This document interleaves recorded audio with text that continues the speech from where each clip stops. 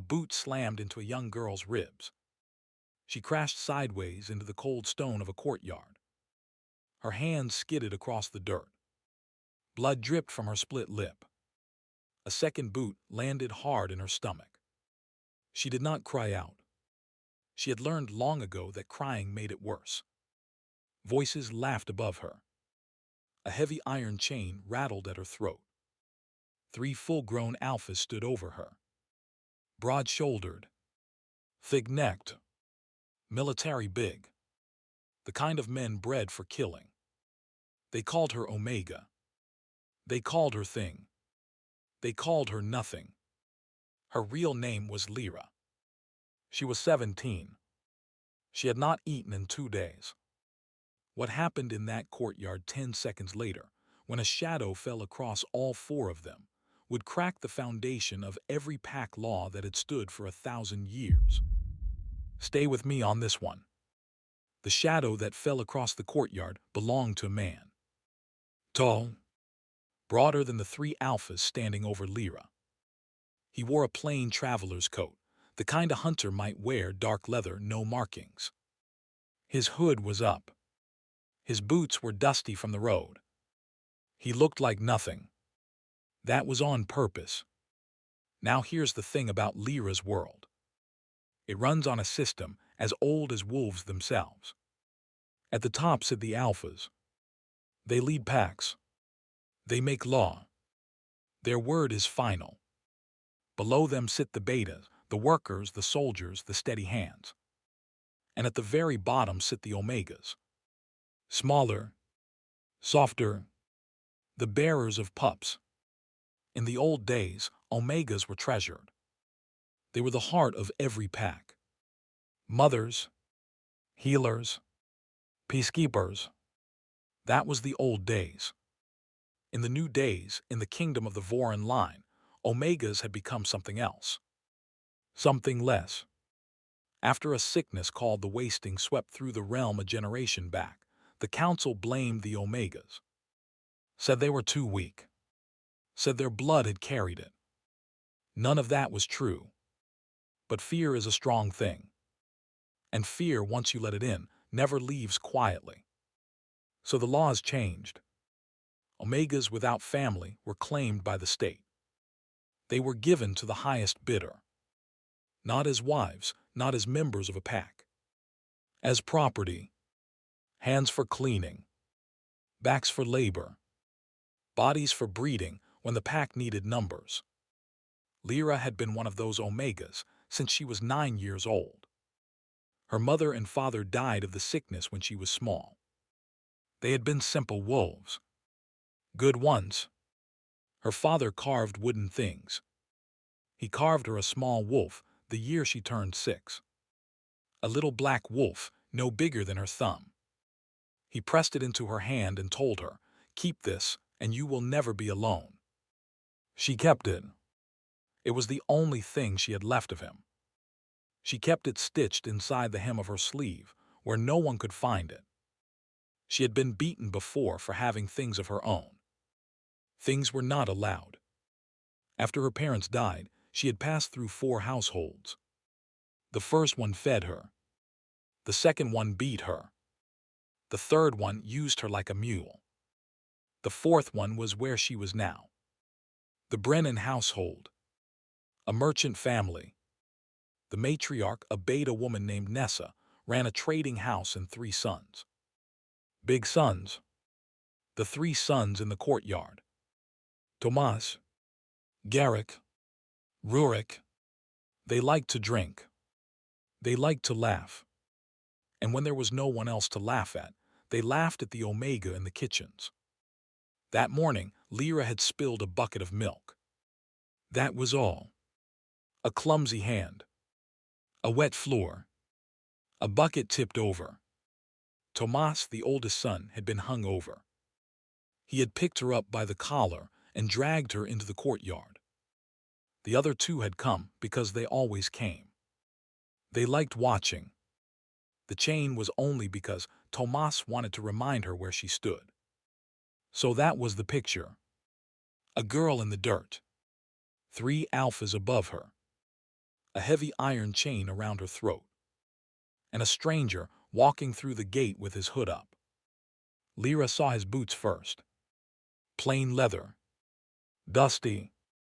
Not the boots of a noble. Beneath her sleeve, her thumb pressed against the small, hard shape of the wooden wolf, the way she always did when she was afraid. Still hers. Still her father's promise. She thought he was a beggar, maybe. A wandering wolf looking for work. She had a flash of something close to pity. He's about to see this, she thought. He's about to walk past. Nobody stops these things. But he did not walk past. He stopped. He stood very still. And then, in a voice that was quiet but carried like a struck bell, he said one word. Enough. That was all. One word. But the way he said it changed the air. The three alphas turned. Tomas laughed first. Garrick laughed second. Rurik just stared.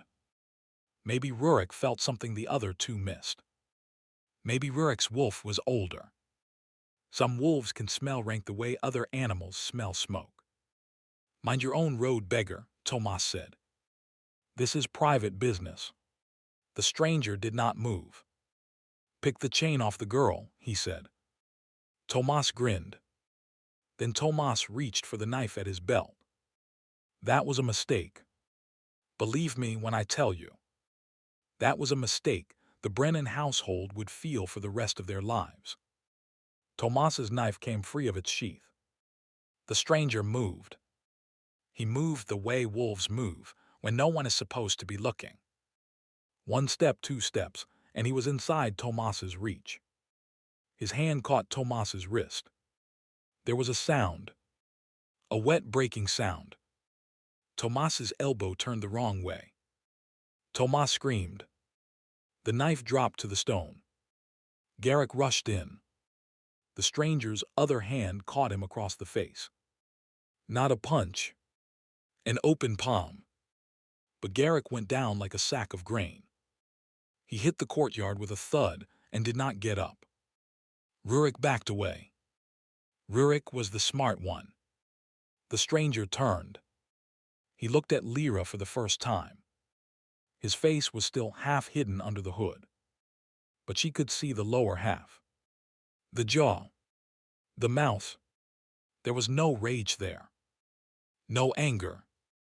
Just a kind of quiet she had never seen on a man before. He walked to her. He knelt on one knee. The chain was looped through a ring set into the stone. He took the iron in both hands. He pulled. The ring came out of the stone. Lyra heard it. Heard the stone crack. Heard the iron groan. She had seen alphas pull doors off hinges. She had never seen one pull a fixed iron ring out of a foundation block like he was tearing bread. He laid the chain in her lap. Gentle. Like it was a sleeping animal. Can you stand? He asked. She did not know. She tried. Her ribs flared. She got to one knee and stayed there. That was when the matriarch of the house came running out. Nessa Brennan. A wide woman, sharp-faced, expensive dress. She saw her oldest son on the ground, holding his ruined arm. She saw Garrick face down on the stone. She saw Rurik standing very still. And she saw a hooded man kneeling beside the household Omega. She started screaming. Guards! Guards to the courtyard! A vagrant! A criminal! He's attacked my sons. Boots came from the gate. 3 of the Brennan house guards. Pack soldiers. Not alphas, but big betas with steel blades and hard faces. They drew their swords and formed a half circle around the stranger. The stranger stood up. Slowly. He did not draw a weapon. He did not raise his hands. He just turned his shoulders so he was between Lyra and the swords. The captain of the guards barked an order. On your knees, traveler. Hands behind your head. The stranger reached up. He took the hood by the edge. He pulled it back.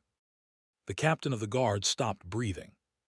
The other two stopped right behind him. Nessa Brennan stopped screaming. Even Tomas, holding his wrecked arm, stopped moaning long enough to look up. And when he looked up, the color drained from his face the way water drains from a tilted cup. The man who had walked through their gate had a face that was on every silver coin in the kingdom. He had hair the color of black oil. His eyes were the pale gold of a wolf at noon. There was a thin white scar across his left cheek from a war 10 years ago that the storytellers still sang about.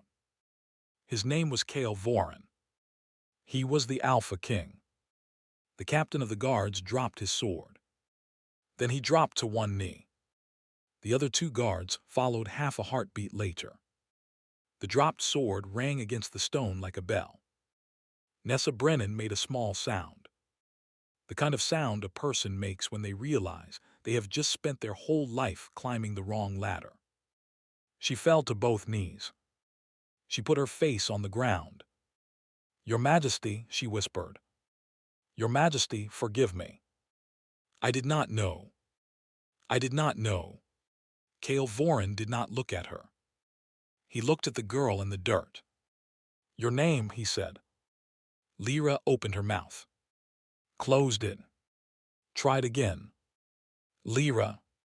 "Lyra what?" "Just Lyra." He nodded slowly. "Stand up, Lyra. Or do not. Whichever your body allows. There is no one here who will touch you." She tried to stand. She made it to her feet. She swayed. The chain around her neck was still there, just no longer fixed to the ground. She was holding the loose end in her own hand like a leash she had been forced to walk herself in on. Knelt turned to Nessa. "Tell me what this girl did." Nessa's voice came out high and fast.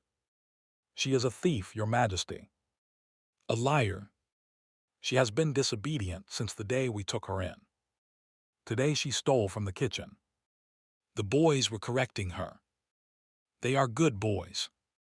They were only doing what the law allows." Knelt did not answer her at first. He looked at Lyra instead. "Is that true, Lyra?" Lyra opened her mouth. She thought about lying. She had spent 8 years lying to keep small things from getting bigger. She thought about saying yes. The matriarch was watching her with eyes like knives. But the man in front of her had asked. He had actually asked. No one had asked her anything in 8 years. "I spilled a bucket of milk," she whispered. That was all she said. Knelt looked at Nessa. Nessa was already shaking. He did not raise his voice. He did not curse. He just said, "You will go inside your house. You will wait there until I send for you. You will not move. Do you understand?" She understood. She crawled. She crawled on her hands and knees through the open door of her own home and disappeared inside. Then Knelt turned back to Lyra. He took off his coat. The traveler's coat that had hidden him on the road. He laid it across her shoulders. It was warm. It was heavy. "Sit down," he said. "Just for a moment. We will figure out the rest in a moment." She sat down on the bottom step of the Brennan house. He sat down beside her. Not above her. Beside her. The Alpha King of the Kingdom of Voron, sitting on a kitchen step in a merchant's courtyard beside a chained Omega. For one breath the world was quiet. The guard stayed kneeling. Tomas stayed crumpled. Garrick stayed face down. Rurik stayed against the wall. Knelt reached into his pocket. He took out a small flask and uncapped it. He held it out to her. "Drink." Slowly. She drank. It was water. Cool, clean water. Better than anything she could remember. She fumbled at her sleeve. The wooden wolf came out into her palm. She looked at it. She didn't know why she was showing him. She just was. "My father made it," she said. He looked at the small black wolf in her hand. He did not laugh. He did not smile. He just nodded. "It's a fine carving," he said. That was when, for the first time in 8 years, Lyra thought maybe the worst was over. A horn cracked the silence. Long Low repeated. A war horn. Then the thunder of hooves. Many hooves. A column of riders coming hard from the western road. Cale Voran's head turned. His face changed. Not fear. Something colder. He stood up from the step in one motion. "Lyra," he said, "stay behind me." Through the gate of the Brennan courtyard rode 12 men in silver and black. Council colors. Old colors. The colors of the High Court of Voran, the body of elders who advised every Alpha King for the last 300 years. At their head rode a man Lyra had only ever heard about in fearful whispers. Lord Howrick Drussus, the Speaker of the Council. Older than Cale by 20 years. Heavier, a scar through his upper lip that pulled his mouth into a permanent half-smile. Not a kind smile. He did not dismount. He looked down at Cale from the saddle. "Your Majesty," he said, "we have been searching for you for 3 days. The council was told you were in the capital. The council was told a great many things, it seems." Cale did not answer. Howrick's eyes shifted to Lyra. They flicked over her. The chain at her throat. The bruises. The traveler's coat draped across her shoulders. His expression did not change. But the small change behind his eyes was the change of a man making a decision very fast. "And what is this?" Howrick said. "This is a girl," Cale said. "This is an Omega," Howrick said. "A girl," Cale said again. His voice was steady. Quiet. It was the same voice he had used on Tomas. The bell voice. Howrick swung down from the saddle. He walked across the courtyard. He stopped 3 paces from them. He did not bow. "Your Majesty, forgive my directness. The council has met. We learned you traveled without escort, without informing the High Court. We feared for your safety. We feared that you were taken. Or worse," he tilted his head. "And now we find you. With this." He pointed at Lyra. "This will be returned to her household for proper discipline. And your Majesty will return to the capital with us. There will be no public account of this incident. The council will see to that. We will say you were in the eastern provinces inspecting the harvest. It was not a request. It was an order. A council speaker giving an order to an Alpha King. Now here's the thing you have to understand. The Alpha King in the kingdom of Voran was the highest wolf in the realm. His word was law. But the council held an old card. They held the right to call a vote of no confidence. They had only ever called it twice in 300 years. Both times the king had been removed. One had died of it. The other had ended in chains. Howrick was reminding him of that card. Without saying the words, Cale saw it. So did every guard, every advisor, every mounted council man. The threat was in the room. If you're still with me on this story, hit that subscribe button. Because what happens next is the moment that broke 1,000 years of pack law. And I want you here for it. Cale stepped forward. "Lord Speaker," he said, "you will not take this girl." Howrick's mouth moved into the half-smile. He had been waiting for this answer. "Your Majesty, I beg you, reconsider. There are forms. There are appearances. The kingdom watches its king. The pack watches its alpha. A king who shields a defective Omega is not a king the council can defend in open vote. Defective." The word landed on Lyra like a stone. She heard it. She felt it. She had been called a lot of things in 8 years. Trash, rat, burden, thing. Defective was a new one. It was a clean word. A council word. It had teeth. She looked at the man beside her. She looked at the line of riders behind Howrick. She counted 12. She counted the kneeling guards. She counted Tomas Garrick Rurik. She counted the cost of every life in the courtyard if Cale Voran said no.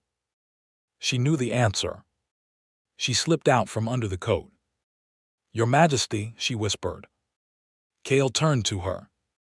"Don't," he said. He had already read her face. "I have no one in the world," she said. The words came out very quiet. Not for the courtyard.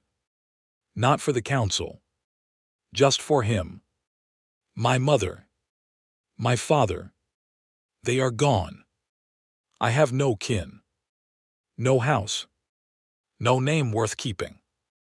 I had a wooden wolf and a piece of bread under my pillow, and that is all the world has ever given me."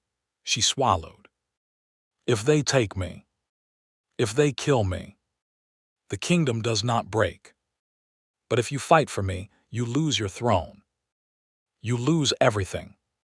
You lose your wolves. You lose your kingdom." She stepped past him. She walked toward Howrick. "I will go," she said. "I will go quietly, so that he does not have to fall for me." The chain dragged on the stone behind her. Howrick's smile widened. He held out one hand to take her arm. But she stopped before she reached him. She turned and looked back over her shoulder. One look. One last look at the only man who had ever asked her name. "Thank you," she said. That was when the Alpha King moved. He did not run. He did not shout. He walked. 5 paces. Slow. Steady. Until he stood between her and Lord Howrick Drussus. Then Cale Voran sank to one knee. The whole courtyard stopped breathing. An Alpha King does not kneel. Not in war. Not in surrender. Not at the grave of his own father. The line of Voran had not knelt to anything in 300 years. He knelt to a chained Omega in a merchant's courtyard. He took her hand. Hers was small in his. The skin was rough from kitchen work. The wrist was thin. He looked up at her face. And in front of 12 council riders and a kneeling household and a screaming Lord Speaker, he said 4 words. "Now you have me." That was all. 4 words. The world cracked. I want you to understand what happened in the next 3 seconds. Because most things in life happen slow, and you have time to think about them. This did not. This happened the way lightning hits.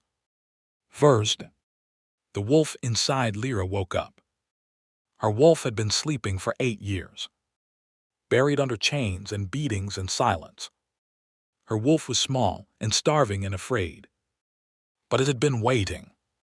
And the moment the Alpha King's words touched her hand, the wolf inside her sat up. It recognized him. It had always recognized him.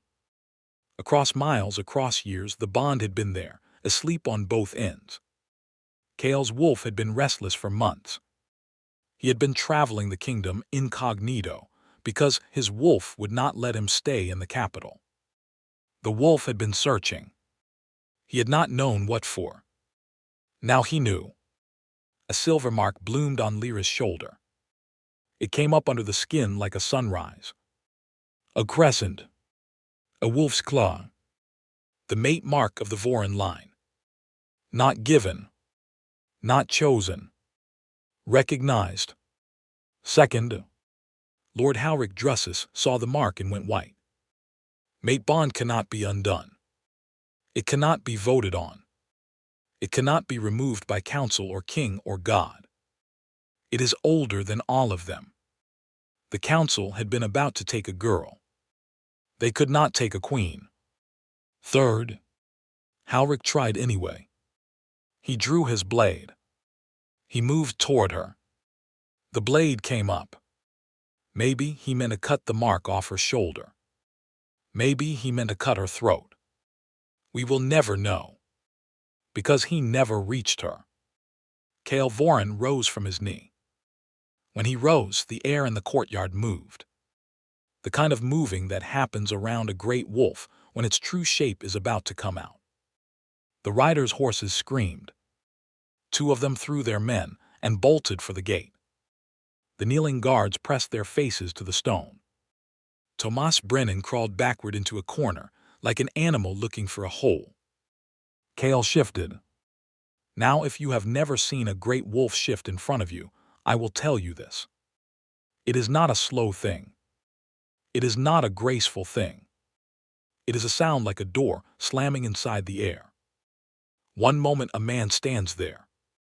The next moment a wolf, the size of a war horse, stands where the man was. Black coat. Pale gold eyes. Teeth like white knives.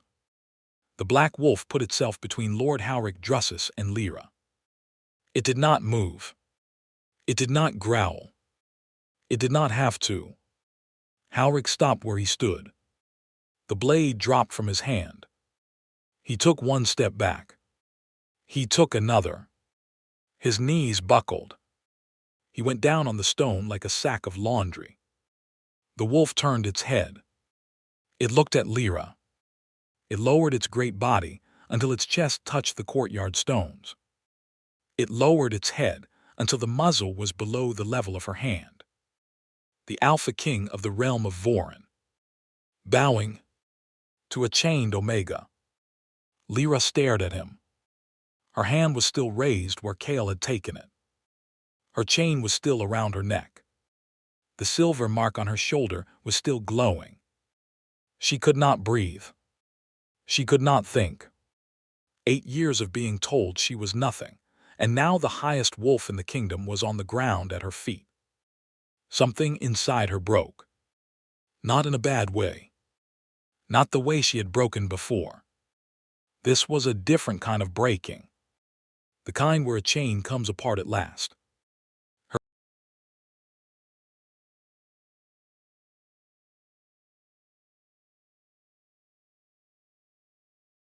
It rose under her skin. Her bones moved. Her shape moved. She did not have the strength of the Alpha King. She did not have the size. But she had something else. She had the recognition of a true mate. And in that recognition, every Omega in the kingdom of Vorin would later say they felt it. Like a thread pulling tight. She shifted. A small gray wolf stood where the chained girl had been. The iron collar slid off her neck and rang against the stone. The black wolf stood up. He bowed his great head and pressed his muzzle into her shoulder. She stood under it like a child under a tree. Then she pressed back. The bond locked. You felt it for miles. Every alpha. Every beta. Every omega in chains. They felt the bond lock the way you feel a thunderclap in your chest from the next valley over. Kale shifted back to his man shape. Lyra shifted back to her woman shape. The traveler's coat lay on the stones. He picked it up. He wrapped her in it again. Then he turned to Lord Halric Drussus. You came here to take a girl, he said. His voice had not gone up. But the courtyard rang with it. You will leave knowing you stood in the presence of the queen. Halric did not speak. Kale looked at the kneeling council riders. He looked at the kneeling guards. He looked at the scattered Brennan household. And then he said the line that would end up carved into the stone of the throne room 3 weeks later. Hear me. From this hour, the lowest are not low. The chained are not property. And no Omega in this kingdom will be called defective again. Speak my word back to your packs. Speak my word back to your villages. The old law is dead. The council riders did not argue. You don't argue with an Alpha King who has just shown you his true wolf. You don't argue with a mate bond. You bow. You ride home. You think about your own life and what part of it you may have just lost. Lord Howrick Drussus did not ride home that day. He stayed in the courtyard until the sun went down. Then he was placed in a coach and taken to the capital. He would face the high court within the month. The kingdom would judge him for raising a blade to a queen. He would be stripped of his title. He would die 5 winters later in a cold stone room, forgotten. But that was for later. For now, in the Brennan courtyard, the world was just very, very quiet. Lyra sat on the bottom step again. The traveler's coat was around her shoulders. She was holding the wooden wolf in one hand and the broken iron collar in the other.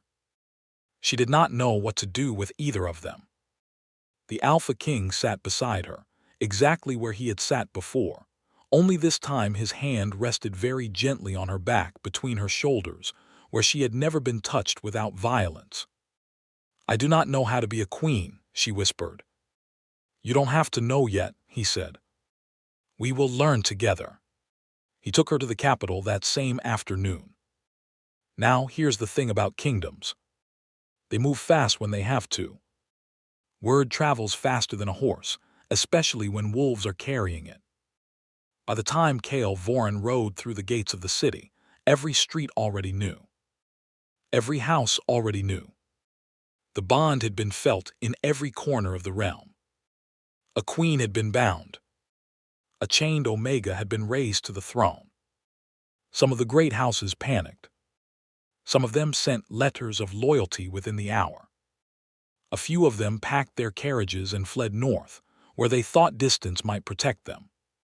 It would not. But they tried. The capital itself watched. Lyra was bathed. She was fed. She was given clean clothes. She did not ask for jewels or silks. She asked for 2 things only. She asked to keep the wooden wolf. They put it on a small silver chain at her throat. The silver mate mark on her shoulder showed under the open neckline of the dress they brought her, and she would not let them cover it. The second thing she asked for was the iron collar. The handlers did not understand at first. They thought she wanted it destroyed. She shook her head. She told them, "Hang it on the wall of the throne room, where everyone can see it, where I can see it when I sit down, where I never forget what was done to me, and what is done every day to the others who look like I looked." They hung it. It still hangs there. The matriarch of the Brennan household, Nessa Brennan. She was brought before the new queen on the 3rd day. She was sure she was about to be killed.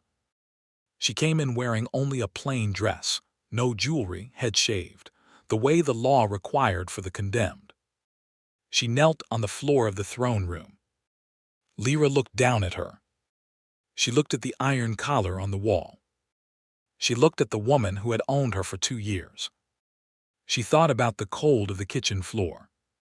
She thought about the bucket of milk. She thought about her 3 sons. She thought about the chain and the boots. Then she said this: "You will not die. You will go to the Omega houses in the lowlands. You will work in them. You will sweep the floors. You will scrub the laundry. You will eat what they eat. You will sleep where they sleep. You will do this for 10 years. Then I will see you again. And we will speak." Nessa Brennan wept on the floor. She wept partly for fear and partly for relief, and partly because she could feel, even on her face, that she had been spared not for her sake but for the sake of the woman doing the sparing. She was led away. When she was gone, Cale looked at Lyra. "Why did you not have her killed?" he asked. She did not answer right away. "Because killing her would not have changed her," she finally said. "Letting her live. Letting her live where I lived. Letting her see what I saw. That is what changes her. And changing her is worth more than killing her." Cale nodded. He did not say it. But he understood in that moment what kind of queen the kingdom of Vorin had just received. Mercy as a weapon, used by someone who knew exactly what mercy felt like to receive. The pack laws began to change inside a month. The status of defective was struck from the record. Omegas without family were no longer property of the state. They were placed in supervised guardianship. Households like the Brennan house were inspected. 3,000 chains were collected from across the kingdom and melted down. The iron from them was used to forge a single ring. A small thing. A plain thing. Lyra wore it on her right hand for the rest of her reign.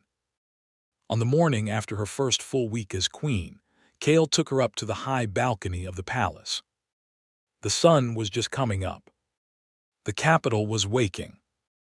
Bakers' fires were lighting. Somewhere down by the river, a child was laughing.